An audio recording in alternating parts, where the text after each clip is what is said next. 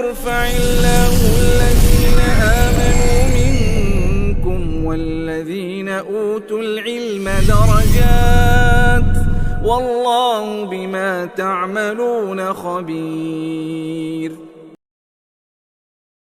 بسم الله الرحمن الرحيم. السلام عليكم ورحمة الله وبركاته.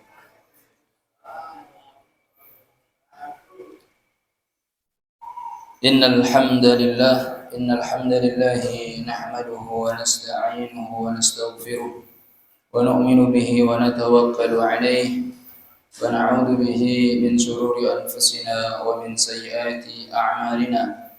من يهده الله فلا مضل له ومن يضلل فلا هادي له. أشهد أن لا إله إلا الله وحده لا شريك له وأشهد أن محمدا عبده ورسوله لا نبي بعده. اللهم صل وسلم على محمد وعلى آله وأصحابه وبارك وسلم تسليما كثيرا. وقد قال تعالى: يرفع الله الذين آمنوا منكم والذين أوتوا العلم درجات والله بما تعملون خبير. وقال رسول الله صلى الله عليه وسلم: من سلك طريقا يلتمس فيه علما سهل الله له به طريقا إلى الجنة أو كما قال رسول الله صلى الله عليه وسلم.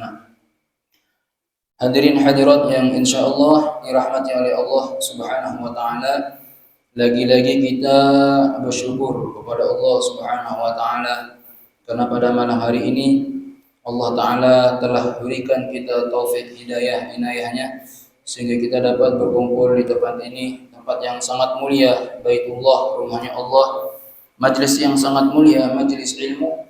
Maka mudah-mudahan kehadiran kita yang insyaallah istiqomah hadir setiap Rabu malam Kamis ini, Allah Subhanahu wa taala jadikan kita orang-orang yang insyaallah diridhai oleh Allah Subhanahu wa taala dan mendapat syafaatul utma dari Rasulullah sallallahu alaihi wasallam. Amin amin ya rabbal alamin. Jamaah yang saya hormati, insyaallah pada malam hari ini kita akan melanjutkan hadis yang ke-6, 7 dan 8 karena insyaallah kita langsung membahas hadis ini karena pembahasannya agak sedikit panjang. Hadis yang ke nomor 6, hadis nomor 6.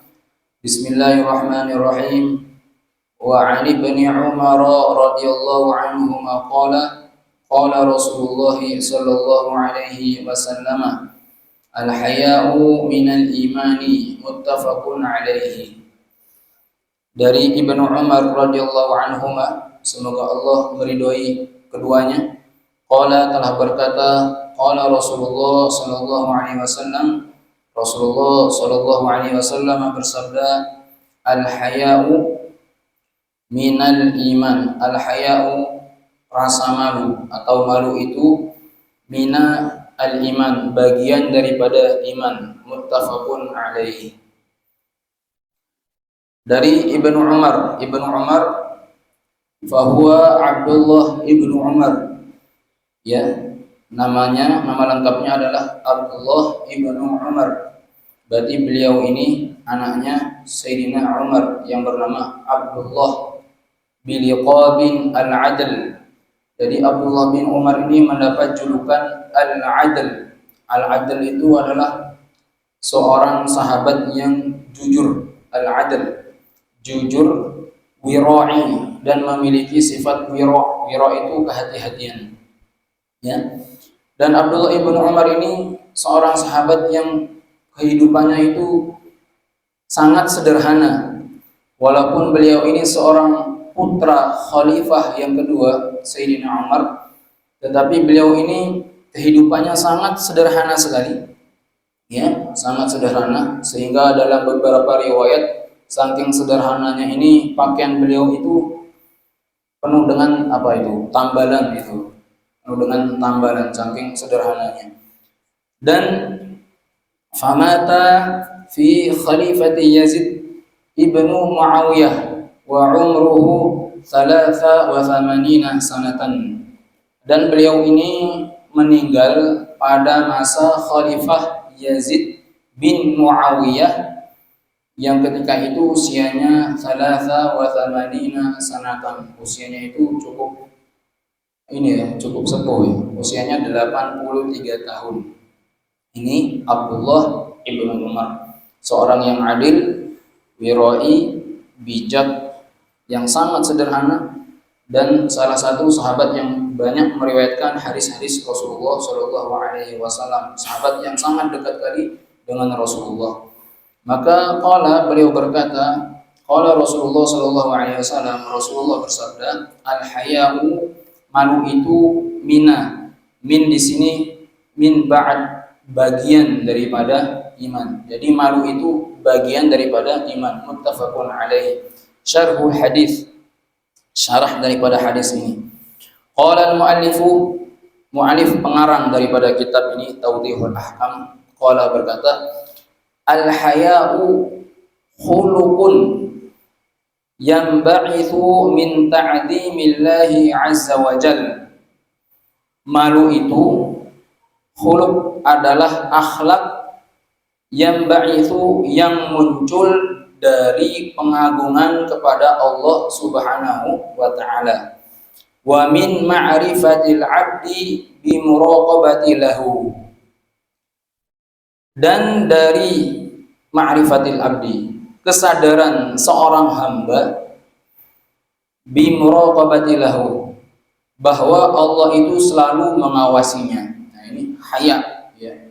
Menurut mu'allif pengarang kitab ini, haya itu adalah, malu itu adalah akhlak yang muncul dari pengagungan kepada Allah Subhanahu wa ta'ala, dan dari kesadaran ma'rifatil abdi, kesadaran seorang hamba bahwa Allah selalu mengawasinya. Ini makna daripada haya, rasa malu. Jadi kalau orang itu Pak punya rasa malu, maka dia itu akan selalu merasa dirinya itu selalu diawasi oleh Allah Subhanahu wa ta'ala. Fahuwa sababun litarkil ma'asi. Maka malu itu akan menjadi sebab dia akan meninggalkan segala kemaksiatan, wal muhafadhati 'ala ta'at, dan dia akan senantiasa menjaga dalam ketaatan kepada Allah Subhanahu wa ta'ala. Jadi kalau orang sudah punya rasa malu, maka dia akan meninggalkan segala bentuk kemaksiatan, dan dia pun akan dekat kepada Allah Subhanahu wa ta'ala. Makna qaulihi sallallahu alaihi wasallam minal iman. Adapun perkataan Rasulullah sallallahu alaihi wasallam dari iman, tadi kan al haya'u minal iman, rasa malu itu minal iman, bagian daripada iman.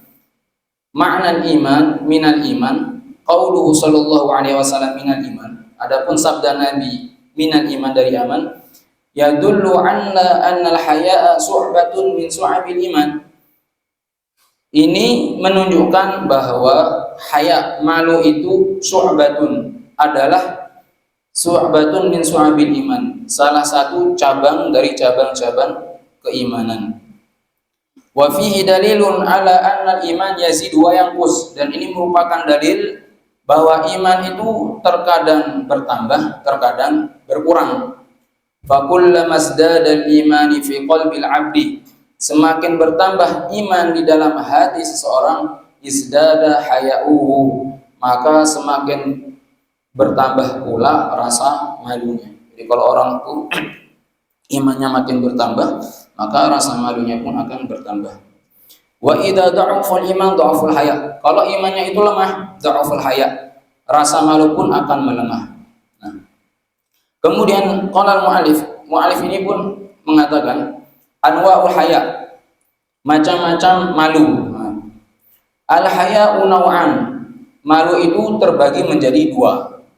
Apa itu? Al-awwalu haya'un jibiliyun tab'iyyun. Yang pertama adalah malu jibili. Apa ya jibili ini? Jibili ini bersifat naluriah. Nah, yang pertama adalah malu yang bersifat jibili, naluriah, tabi'iyun, dan tabiat.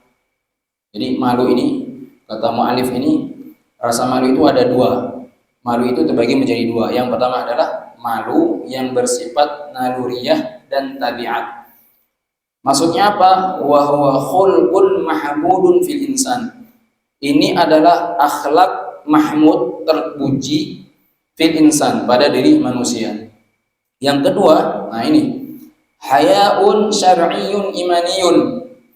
Kedua yaitu malu syar'iyyun yang bersifat syar'i, imaniyun dan keimanan. Wa huwa afdalahuma, dan inilah malu yang paling utama. Kenapa malu yang bersifat syar'i dan keimanan ini merupakan malu yang paling utama? Karena li'annahu yamna'u min ma'siyatillah. Karena malu seperti ini akan mencegah dirinya min ma'siyatillah, dari kemaksiatan kepada Allah Subhanahu wa taala. Kemudian mu'alif pun mengatakan laisa kullu haya'in mahmudan. Tidak setiap sesuatu yang yusamma, dinamakan malu itu mahmud, terpuji. Fa idza man al haya'u min qaulil haqq, jika rasa malu, man al haya, menghalangi, min qaulil haqq, dari mengatakan kebenaran, au min talabil ilmi, atau menuntut ilmu, falaisa bihaya'in syar'i, maka malu seperti itu malu yang tidak syar'i, malu yang tidak terpuji. Jadi Pak, tidak setiap rasa malu itu terpuji.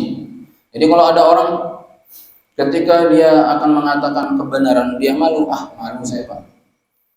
Ya, ketika mau ngapun tadi nggak pernah ke musola, tiba-tiba datang ke musola.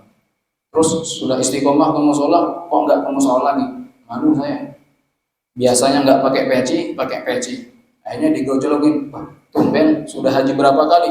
Gara-gara seperti itu akhirnya dia malu, nggak pernah datang ke musola, nggak pernah datang ke kajian, dalam alasan malu. Nah, malu yang seperti ini adalah malu yang tidak terpuji.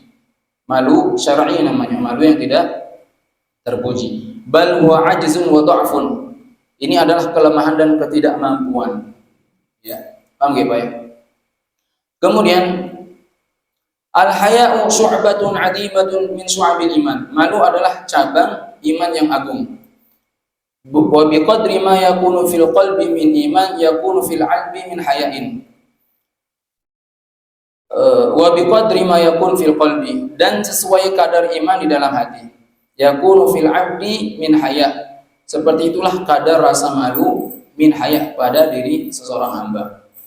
Kemudian qala salaf, para ulama salaf juga mengatakan al-haya'u qisman. Rasa malu itu terbagi menjadi dua. Yang pertama al-haya'u mahmud, malu yang terpuji. Apa itu malu yang terpuji? Wa huwa alladhi yamna'u sahibahu minal ma'asi. Kata ulama salaf, malu yang terpuji itu adalah malu yang mencegah sahibu, seseorang, minal ma'asi, dari perbuatan maksiat. Wa yahmiluhu 'ala ta'ah, dan malu itu akan membawanya kepada ketaatan. Wa yakunu sababan istiqomatil 'abdi, sehingga dia akan menjadi lurus istiqomah dalam beribadah kepada Allah Subhanahu wa taala. Ini malu yang terpuji itu malu yang seperti ini, Pak.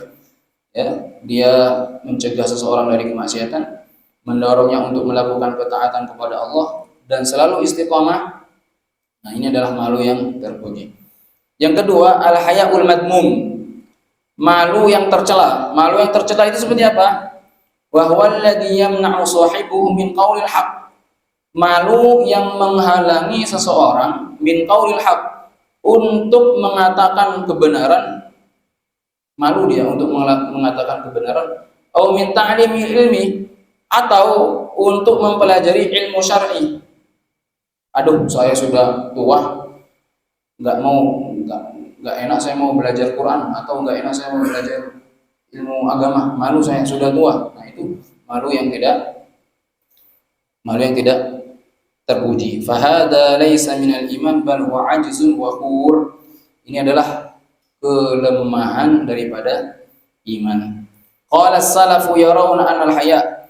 Para ulama salaf mengatakan bahwasanya anna al-haya, rasa malu itu yuwalladu khasyatillah. Satu, akan menimbulkan rasa takut kepada Allah. Jadi ulama salaf mengatakan kalau orang itu Pak, Bu, sudah memiliki rasa malu, maka dia akan diberikan oleh Allah 3 kemuliaan. Apa itu? Yang pertama, yuwalladu khasyatillah.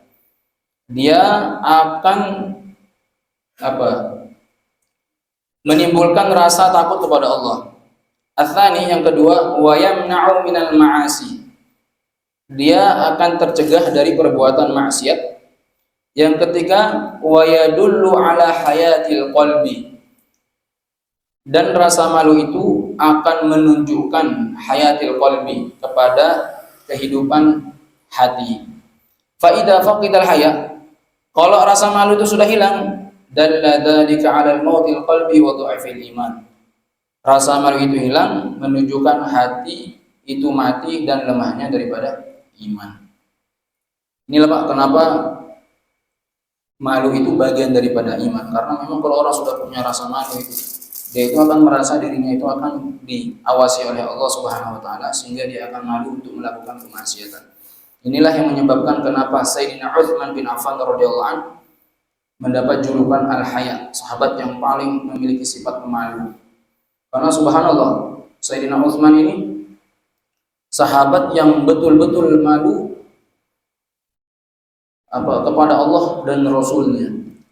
Jadi Sayyidina Utsman ini Pak mendapat julukan Al-Haya, seorang sahabat pemalu. Sayyidina Utsman ini pernah melakukan sholat. Dan sholatnya itu dilakukan berulang-ulang kali. Ketika ditanya oleh para sahabat, ini hadisnya sahih. Ketika ditanya oleh para sahabat, kenapa engkau mengulang-ulang sholat?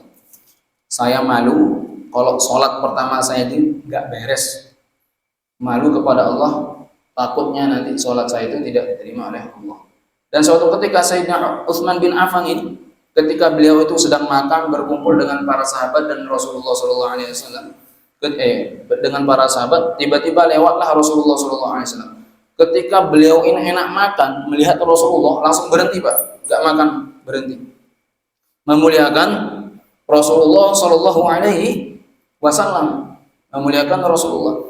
Sehingga sahabat bertanya, kenapa engkau berhenti ketika Rasulullah SAW? Aku malu dengan Rasulullah karena saya tidak membagikan makanan ini kepada Rasulullah Shallallahu Alaihi Wasallam. Kalau kita kan beda Pak ya, lagi makan enak, siapapun ya terserah dia itu, biarin aja, yang penting saya kenyang.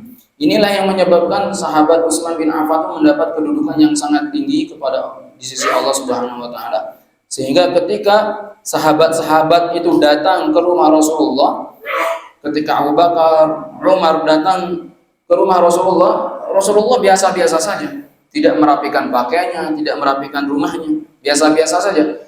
Tapi ketika Sayyidina Utsman datang ke rumah Rasulullah SAW, Assalamualaikum ya Rasulullah. Siapa di luar? Anak Utsman. Saya adalah Utsman bin Affan. Nah, ketika Rasulullah mendengar bahwa yang mengetuk pintu adalah Utsman bin Affan, maka Rasulullah itu bergegas bangun dari dari kursi, dari tempatnya duduk, kemudian merapikan pakaiannya, kemudian membersihkan rumahnya. Sehingga Bunda Aisyah radhiyallahu anha bertanya, "Wahai Rasulullah, kenapa ketika sahabat-sahabat lain datang ke rumahmu, kau biasa-biasa saja? Tapi ketika Utsman bin Affan datang, engkau merapikan pakaianmu, engkau merapikan rumah di sekitar kita ini."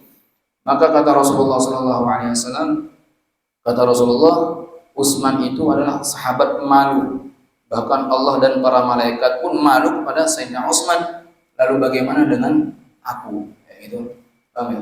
Jadi, insyaallah rasa malunya itu betul-betul tinggi di hadapan Allah Subhanahu wa taala. Aqwalus sahabah, kemudian perkataan sahabat. Qala Abdullah ibnu Mas'ud radhiyallahu an, Abdullah ibnu Mas'ud radhiyallahu anhu berkata, "Innal haya wal iman qarina jami'an." Innal haya, sesungguhnya malu, wal iman, dan iman itu qurina. Qurina itu digandengkan jami'an, bersama-sama. Fa'idha rufi'a ahaduhuma, jika salah satunya itu diangkat, entah itu rasa malu atau iman itu diangkat, rufi'al akhar, yang lain pun akan ikut terangkat. Jadi haya dan iman ini dua hal yang tidak bisa terpisahkan Pak ya, selalu bergandengan. Wa qala Umar ibn Khattab radhiyallahu anhu. Umar bin Khattab radhiyallahu anhu berkata, "Man kathura haya'uhu kathura wara'uhu."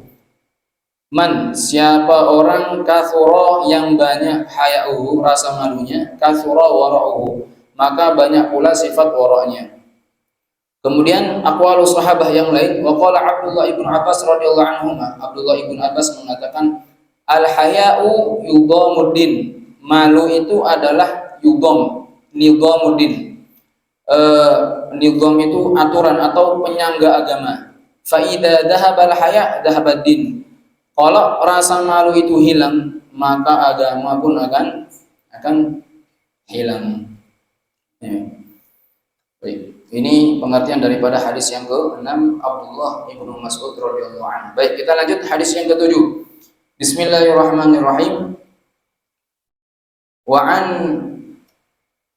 an ibni Mas'ud radhiyallahu anhu qala Rasulullah sallallahu alaihi wasallam, inna mimma adrakan nasu min kalamin nubuwatil ula idza lam tastahi fasna' ma syi'ta, akhrajahu al-Bukhari. Dari Ibnu Mas'ud radhiyallahu anhu telah berkata, Rasulullah sallallahu alaihi wasallam bersabda, inna min adrakan nasu min kalamin nubuwatil ula.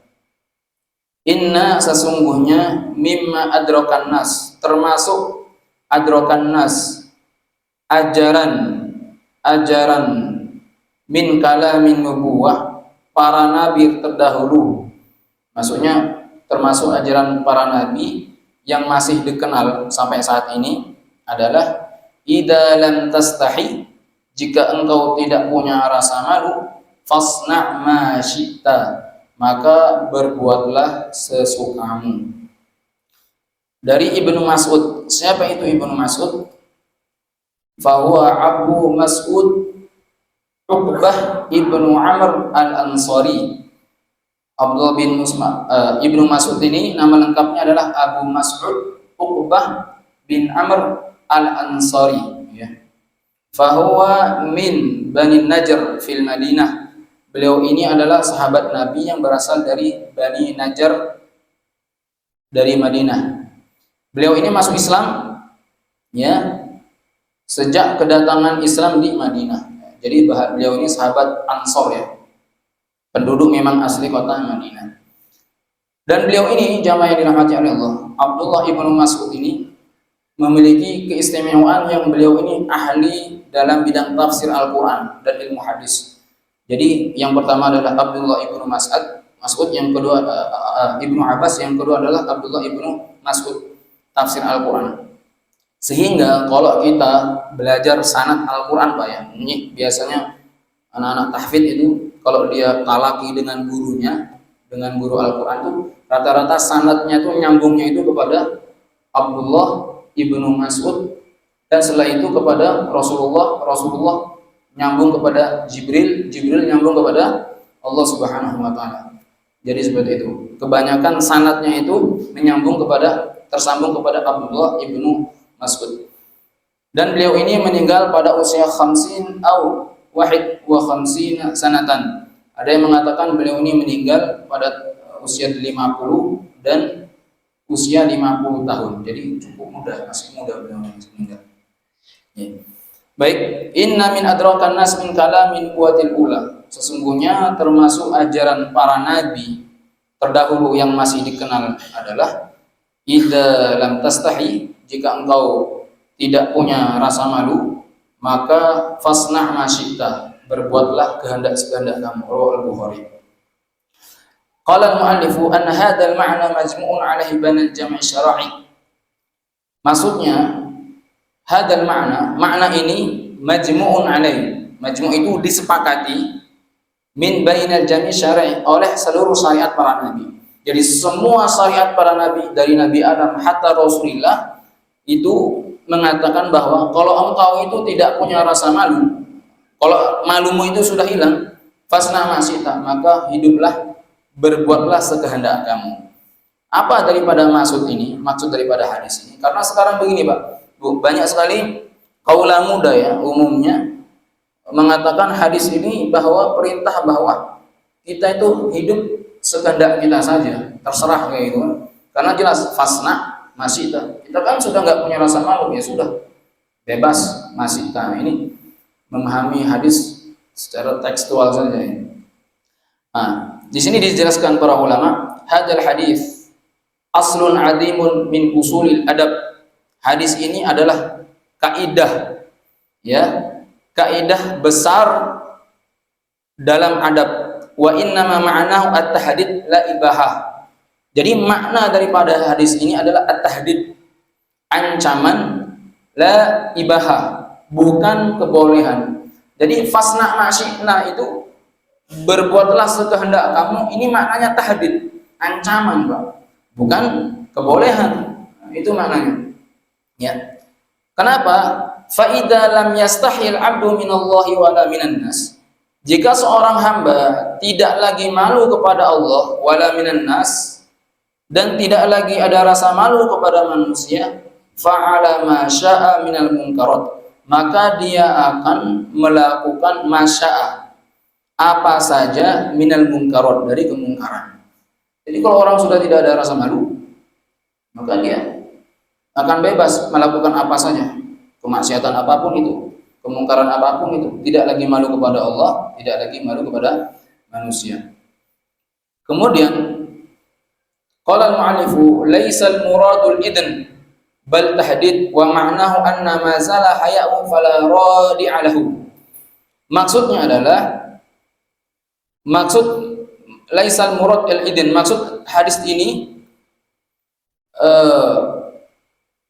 bukan memberi izin, ya, bal tahdid, tapi peringatan keras. Maknanya anna man zala haya'u, siapa yang hilang rasa malunya, fala radi'a lahu, maka tidak ada lagi yang menahannya. Ini hadis ini ringkas tapi Pak menghasilkan daripada kaidah fikih dan usul fikih. Mu'alifnya ini luar biasa nih, cerdasnya. Abdullah Al-Bassam. Beliau di sini dari hadis ini lahirlah kaidah, satu kaidah fikih, kaidah yang umum. Apa itu? Yang pertama, al-haya'u yasuddu 'anil maharim. Malu itu yasuddu, menghalangi, 'anil maharim, seseorang dari perbuatan haram. Paham ya? Kaidah yang pertama, malu itu menghalangi seseorang dari perbuatan haram. Kalau orang sudah punya rasa malu, maka dia ngapunten, malu untuk membuka aurat, malu berkata kotor, atau dia akan malu bermaksiat secara terang-terangan. Ini kaidah yang pertama. Kaidah fikih yang kedua, idza zala al-haya'u infataha babu syarr. Ini kaidah ya. Idza zala, jika rasa malu itu hilang, infataha babu syarr, maka pintu keburukan itu akan terbuka. Ini kaidah fikih yang kedua. Jadi kalau sudah rasa malu itu hilang, pintu keburukan itu akan terbuka. Kemudian wa min usulul fiqhi, dan hadis ini pun melahirkan yang namanya usul fiqh. Ada kaidah fikih, ada usul fikih. Jadi usul fikih itu fondasi fikih. Jadi kalau orang itu Pak, kalau dia tidak menguasai usul fikih, maka dia tidak akan leluasa, atau dia tidak akan dapat beristimbat dalam menentukan suatu hukum, gitu ya. Karena usul fikih ini ilmu dasar yang sangat penting. Ya, yang pertama adalah al-amru qad yuradi bit tahdid. Kata al-amru, kata perintah itu qad yuradu bit tahdid, terkadang bermakna ancaman. Ya, al-amru dalalatun 'alal wujub aw al-istihbab. Dan al-amru, kata perintah itu bisa menunjukkan wujub, anjuran, atau bisa awal istihbab, atau juga bisa mustahab, suatu yang perintah tetapi maknanya itu sunnah. Jadi kalau fasna maksita, fasna itu kan perintah, lakukanlah, itu perintah. Tetapi ini maknanya adalah tahdid, apa itu? Peringatan, ya. Jadi Pak, tidak, dalam Al-Quran itu kan banyak sekali fi'il amr, perintah, dan tidak semua perintah itu bermakna wajib, terkadang itu sunnah. Contoh, ya ayyuhalladzina amanu, ya ayyuhalladzina amanu atii'ullaha wa atii'ur rasul. Wahai orang beriman, atiullah. Taatlah kamu kepada Allah dan Rasul. Ini kan kalimat perintah. Bimakna wujub. Perintah di sini artinya wajib. Kenapa bisa wajib? Karena banyak qarinah, ayat-ayat pendukung yang lainnya. Kemudian juga ada perintah amar tetapi maknanya mustahab, sunnah. Seperti apa? Innallaha malaikatahu yusholluna 'alan nabi ya ayyuhalladzina amanu shallu 'alaihi wa sallimu taslima. Wahai orang yang beriman, shallu, bersalawatlah kamu ke atas nabi. Amar di sini apakah wajib? Tidak, tapi istihbab, kesunahan. Ya, karena ada dalil-dalil yang mengatakan ini sunnah. Itu usul fikih itu seperti itu ya. Jadi ini hadis menghasilkan daripada dua usul fikih ya. Kemudian yang ketiga al-kalamu yufhamu bisyaqihi. Ucapan itu dapat dipahami sesuai daripada bisyaqihi. Sesuai konteksnya. Jadi ketika kita memahami hadis itu tidak boleh dipahami secara mentah-mentah. Paham ya? Ini pengertian daripada hadis ini. Kemudian para ulama juga mengatakan al-haya'u aslul iman. Di sini mu'alif juga mencantumkan ya hikmah daripada hadis ini. Al-haya'u aslul iman. Malu itu adalah dasar daripada iman. Orang beriman ya. Jadi malu itu dasar daripada iman. Yang kedua, zahabul haya' alamatu fasadil qalbi. Hilangnya rasa malu adalah tanda rusaknya hati. Kemudian yang ketiga, al-haya'u muqaddamun 'alal hukmi. Malu itu mendahului daripada hukum. Maksudnya apa? Malu itu akan mengajarkan kehati-hatian dalam mengambil sikap ya, atau dalam menentukan hukum. Contohnya kayak begini. Ketika ada sesuatu hukum yang tidak jelas, umpama makanan, ini makanan halal atau haram. Maka kalau orang itu punya sifat haya, rasa malu, maka dia itu tidak akan memutuskan sesuatu yang belum jelas tanpa ada fatwa atau dalil-dalil yang jelas. Itu makna haya. Ya. Tapi kalau orang rasa malunya itu sudah hilang, ini halal atau haram ya. Kita nggak ngerti kan ilmu agama, ini halal atau haram, langsung kita berfatwa halal. Ini orang rasa malunya sudah hilang. Makanya di sini disebutkan al-haya'u muqaddamun 'alal hukm. Malu itu mendahului daripada hukum. Paham ya? Salah satu aqsamul haya. Ada 3 jenis malu yang wajib dijaga. Qala al-mu'allif mengatakan yang pertama, malu yang wajib dijaga itu apa? Al-haya'u minallah. Malu kepada Allah. Ats-tsani yang kedua wal haya'u minan nas. Malu kepada manusia.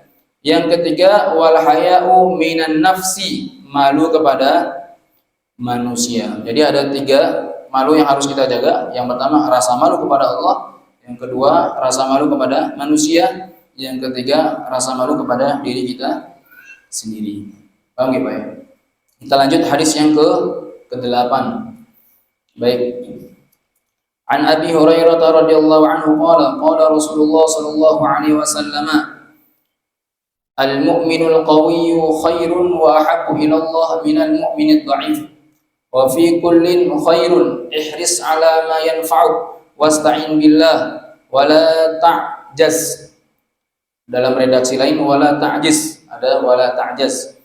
Wa in asabaka syai'un fala taqul law anni fa'altu kada wa kada walakin qul qaddarallahu wa ma syaa fa'ala fa inna law taftahu 'amala syaitan fa inna law tuftahu 'amala syaitan.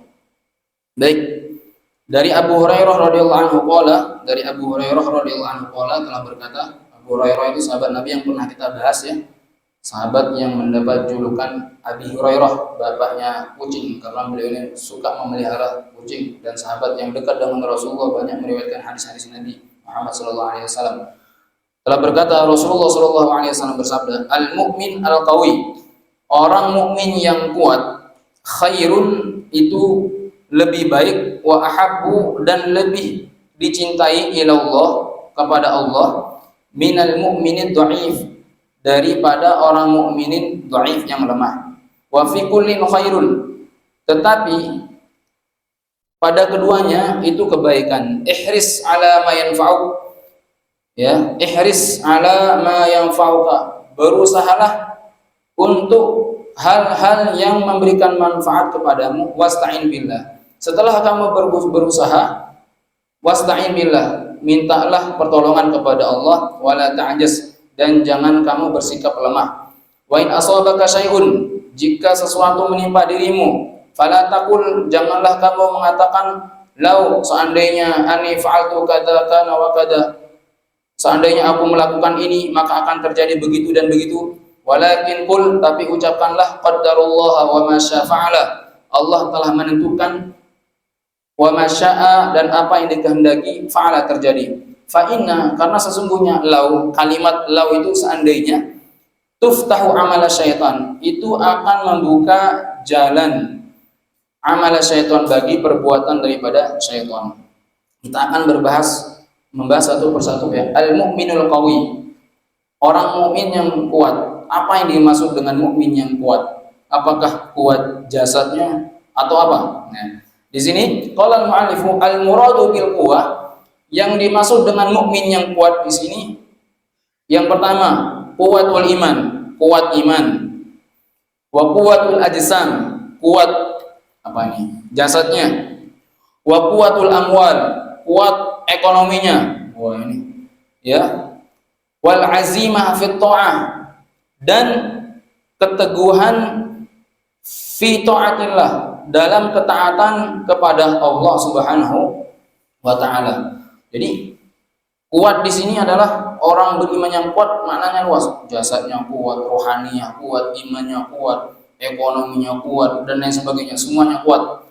Ya, bahkan di sini ulama juga mengatakan wal aslu dzalika, tetapi asal dari semua itu adalah kuwatul qalbi, kekuatan hati, fi ma'rifatillah wa mahabbatihi, dalam mengenal dan mencintai oleh Allah Subhanahu wa taala. Jadi orang beriman yang kuat itu kuat segala-galanya, tetapi yang lebih utama itu adalah kuat hatinya, ya, dalam mengenal Allah dan mencintai daripada Allah Subhanahu wa taala.